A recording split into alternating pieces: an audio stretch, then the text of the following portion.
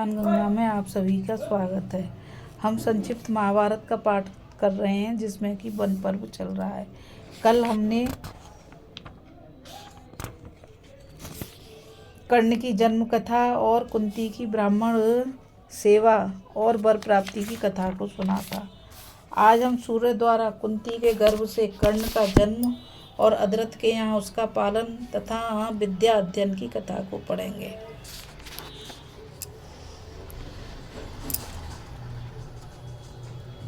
वैशंपायन जी कहते हैं, राजन, उन ब्राह्मण देवता के चले जाने पर वह कन्या मंत्रों के बलाबल के हुए विषय में विचार करने लगी। उसने सोचा, उन महात्मा जी ने मुझे एक ऐसा मंत्र दिया है, मैं शीघ्र ही इसकी शक्ति की परीक्षा करूंगी। एक दिन वह महल पर खड़ी हुई उदय होते हुए सूर्य की ओर देख रही थी। उस समय उसकी दृष्टि दिव्य हो गई और उसे दिव्य रूप कवच कुंडलधारी सूर्य नारायण के दर्शन होने लगे। उसी समय उसके मन में ब्राह्मण के दिए हुए मंत्रों की परीक्षा का कौतूहल हुआ। उसने विधिवत आचमन और प्राणायाम करके सूर्यदेव का आवाहन किया। इससे तुरंत ही वे उसके पास आ गए। उनका शरीर मधु के समान पिंगल वर्ण था, भुजाएं विशाल थी, ग्रीवा शंख के समान थी, मुख पर मुस्कान की रेखा थी, भुजाओं पर बाजूबंद और सिर पर मुकुट था तथा तेज से सारा शरीर दीप्यमान था। वे अपनी योग शक्ति से दो रूप धारण कर एक से संसार को प्रकाशित कर रहे थे और दूसरे से प्रथा के पास आ गए। उन्होंने बड़ी मधुर वाणी से कुंती से कहा, भद्रे, तेरे मंत्र की शक्ति से मैं बलात् तेरे अधीन हो गया हूँ। बता मैं क्या करूँ, अब तू जो चाहेगी वही करूँगा। कुंती ने कहा, भगवान, आप जहाँ से आए हैं वहीं पधार जाइए। मैंने तो कौतूहल से ही आपका आह्वान किया, इसके लिए आप मुझे क्षमा कर दीजिए। सूर्य बोले, तन्वी, तू मुझसे जाने को कहती है, मैं तो चला जाऊंगा, परंतु देवता का आह्वान करके उसे बिना कोई प्रयोजन सिद्ध किए लौटा देना न्यायानुकूल नहीं है। सुंदरी, तेरी ऐसी इच्छा थी कि सूर्य से मेरे पुत्र हो, वह लोक में अतुलित पराक्रमी हो और कवच तथा कुंडल धारण किए हो। अतः तू मुझे अपना शरीर समर्पित कर दे, इससे तेरे जैसा तेरा संकल्प तथा वैसा ही पुत्र उत्पन्न होगा। कुंती बोली, रश्मि मालिनम, आप अपने विमान पर बैठकर पधारिए। अभी मैं कन्या हूँ, इसलिए ऐसा अपराध करना मेरे लिए बड़े दुख की बात होगी। मेरे माता पिता और जो दूसरे गुरुजन हैं, उन्हें ही इस शरीर को दान करने का अधिकार है। मैं धर्म का लोप नहीं करूँगी।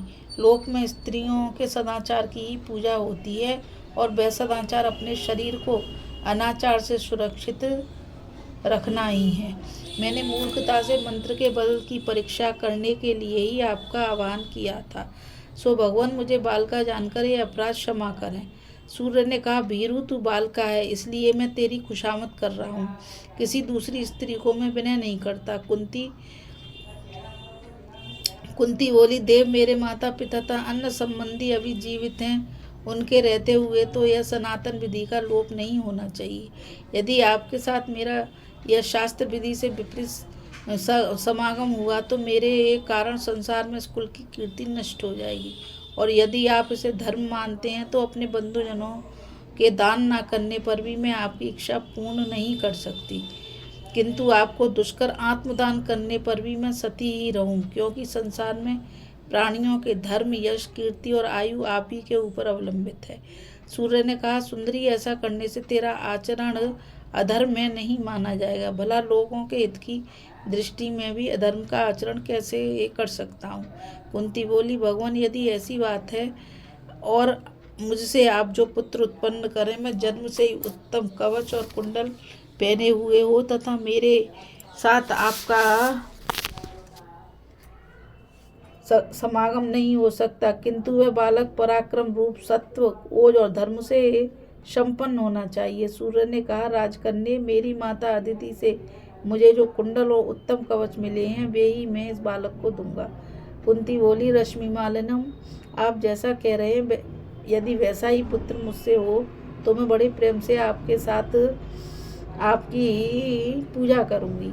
वैशंपायन जी कहते हैं, जब भगवान भास्कर ने अपने तेज से उसे मोहित किया और योग शक्ति से उसके गर्भ धारण किया, उसके कन्यात्व को दूषित नहीं किया और गर्भधान हो जाने पर भी वह सचेत ही रही।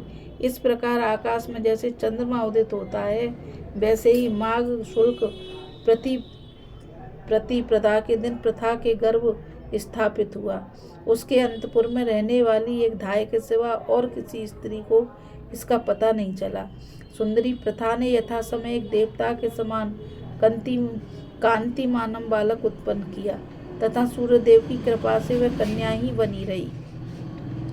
वह बालक अपने पिता के समान ही शरीर पर कवच और कानों में सुवर्ण के उज्ज्वल कुंडल पहने हुए था तथा उसके नेत्र सिंह के समान और कंधे बैल के से थे। प्रथा ने धात्री से सलाह करके एक पिटारी मंगाई, उसमें अच्छी तरह से कपड़े बिछाए और ऊपर चारों ओर मोम चुपका दिया। फिर उसी में उस नवजात शिशु को लिटाकर ऊपर से ढक्कन लगाकर अश्व नदी में छोड़ दिया।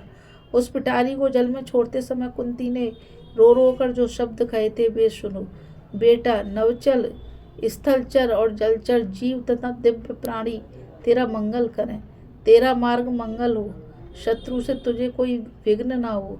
जल में जल के स्वामी वरुण तेरी रक्षा करें, आकाश में सर्वगामी पवन तेरा रक्षक हो तथा तेरे पिता सूर्यदेव तेरी सर्वत्र रक्षा करें। तू कभी कहीं भी मिलेगा तो इन कवच और कुंडलों से मैं तुझे पहचान लूंगी। प्रथा ने इसी प्रकार करुणा पूर्वक बहुत विलाप किया और फिर अत्यंत व्याकुल होकर धात्री के साथ राजमहल में लौट आई। वह पिटारी तैरती तैरती अश्व नदी से चर्मणवती नदी में गई और उससे यमुना में पहुंच गई। फिर यमुना में बहती बहती वह गंगा जी में चली गई जहाँ अधरथ सूत रहता था। उस चंपापुरी में आ गई। इसी समय राजा धृतराष्ट्र का मित्र अधिरथ अपनी स्त्री के साथ गंगा तट पर आया। राजन, उसकी स्त्री राधा संसार में अनुपम रूपवती थी, किंतु उसके कोई पुत्र नहीं हुआ था, इसलिए वह पुत्र प्राप्ति के लिए विशेष रूप से यत्न करती रहती थी। देवयोग से उसकी दृष्टि गंगा जी में बहती हुई पिटारी पर पड़ी। जब वह गंगा जी की तरंगों से टकराकर किनारे पर लग गई तो उसने कौतूहलवश अधिरथ से कहकर उसे जल से बाहर निकलवाया। जब उसे औजारों से खुलवाया तो उसमें एक तरुण सूर्य के समान तेजस्वी बालक दिखाई दिया। वह सोने का कवच पहने हुए था तथा उसका मुख उज्ज्वल कुंडलों की कांति से दिख रहा था। उस बालक को देखकर अधिरथ और उसकी स्त्री के नेत्र विस्मय से खिल उठे। अधिरथ ने उसे गोद में लेकर अपनी स्त्री से कहा, प्रिय, मैंने जब से जन्म लिया है तब से आज ही ऐसा विचित्र बालक देखा है। मैं तो ऐसा समझता हूँ यह कोई देवता का बालक हमारे पास आया है। मैं पुत्रहीन था, इसलिए अवश्य देवताओं ने ही मुझे यह पुत्र दिया है। ऐसा कहकर उसने वह बालक राधा को दे दिया तथा राधा ने उस दिव्य रूप देव शिशु को, जो कमल कोश के समान शोभा संपन्न था, विधिवत ग्रहण कर लिया और उसका नियमानुसार पालन करने लगी। इस प्रकार वह पराक्रमी बालक बड़ा होने लगा। तब से अधिरथ के औरस पुत्र भी होने लगे। उस बालक को वसुवर्म, सोने का कवच और सुवर्ण कुंडल पहने देखकर ब्राह्मणों ने उसका नाम वसुसेन रखा। इस तरह वह अतुलित पराक्रमी बालक सूत पुत्र कहलाया और वसुसेन या वृष नाम से विख्यात हुआ। दिव्य कवचधारी होने से प्रथा ने भी दूतों द्वारा मालूम करा लिया कि उसका श्रेष्ठ पुत्र अंग देश में एक सूत के घर पल रहा है। अधिरथ ने जब देखा कि अब यह बड़ा हो गया है तो उसे विद्यापार्जन के लिए हस्तिनापुर भेज दिया। वहाँ वह द्रोणाचार्य के पास रहकर अस्त्र विद्या सीखने लगा। इस प्रकार दुर्योधन के साथ उसकी मित्रता हो गई। उसने द्रोण, कृप और परशुराम जी से चारों प्रकार के अस्त्रों का संचालन सीखा और इस प्रकार महान धनुर्धर होकर संपूर्ण लोकों में प्रसिद्ध हो गया। वह दुर्योधन से मेल करके सर्वदा पांडवों का प्रिय करने में तत्पर रहता था और सदा ही अर्जुन से युद्ध करने की टोह में रहता था। राजन, निस्संदेह यही सूर्यदेव की गुप्त बात थी कि कर्ण का जन्म सूर्य द्वारा कुंती के उदर से हुआ था और पालन सूत परिवार में। कर्ण को कवच कुंडल देख कर महाराज युधिष्ठिर उसे युद्ध में अवध्य अजय समझते थे और इसी से उन्हें चिंता रहती थी। महाराज कर्ण मध्याह्न के समय जल में खड़े होकर हाथ जोड़कर सूर्य की स्तुति किया करते थे।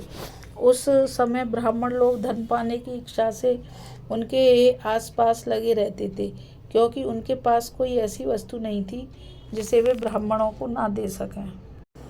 अभी हम कथा में सूर्य द्वारा कुंती के गर्भ से कर्ण का जन्म और अधुरथ के यहाँ उसका पालन तथा विद्या अध्ययन की कथा को पढ़ रहे थे। अब आगे कथा में हम इंद्र को कवच कुंडल देकर कर्ण का अमोघ शक्ति प्राप्त करने की कथा को पढ़ेंगे। इस कथा में बस इतना ही। अब मुझे गीता रावत को आज्ञा दीजिए, कल फिर मिलेंगे एक नई कथा के साथ। और मैं आप सभी से यही कहना चाहूँगी कि इस चैनल को ज़्यादा से ज़्यादा लाइक, शेयर और सब्सक्राइब करें, ताकि यह अमूल्य ज्ञान अधिक से अधिक लोगों तक पहुँच सके। इस कथा में बस इतना ही। राधे राधे, जय श्री कृष्णा, नमस्कार।